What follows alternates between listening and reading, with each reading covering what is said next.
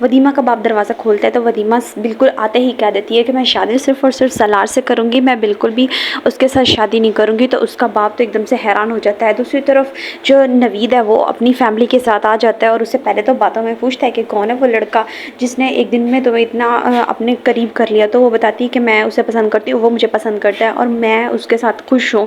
तो वो आगे से कहता है हाँ मैंने सुन लिया जो कहना था आपने, लेकिन अब देखो जैसी शादी होगी ना फिर मैं तुम्हें बताऊँगा। दूसरी तरफ जो वदीमा की वालदा है वो पहुँच जाती है सलार के घर तो मिन्नतें करने के लिए। तो सलार उसे समझाता है कि आपकी बेटी को बहस नहीं है।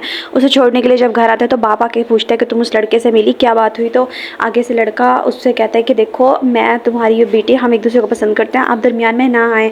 लेकिन वो फ़ौरन से पुलिस को कॉल करता है और पुलिस आ जाती है सलार के घर और उसके बाप को गिरफ्तार करके ले जाती है। जैसे सलार को ये बात पता चलती है वो फ़ौरन से चला जाता है। बाप एक बार फिर वदीमा को समझाता है बेटा देखो उस लड़के को हमारे घर की एक एक बात पता है, मुझे इस बात की समझ नहीं लग रही कि उसके पास रिपोर्ट कैसे जा रही है। और सलार अपने बाप के पास जाता है तो उसका बाप बहुत गुस्सा करता है उसके ऊपर, कहता है बस यही मुझे देखना बाकी रह गया था। तो वो कहता है कि देखो तुम किसी मालदार लड़की को पसंद करो, उससे शादी करो। तो आगे से सलार कहता है कि कहीं ऐसा ना हो कि पुलिस बातें सुन ले, कहीं आपको दोबारा से पकड़ ले।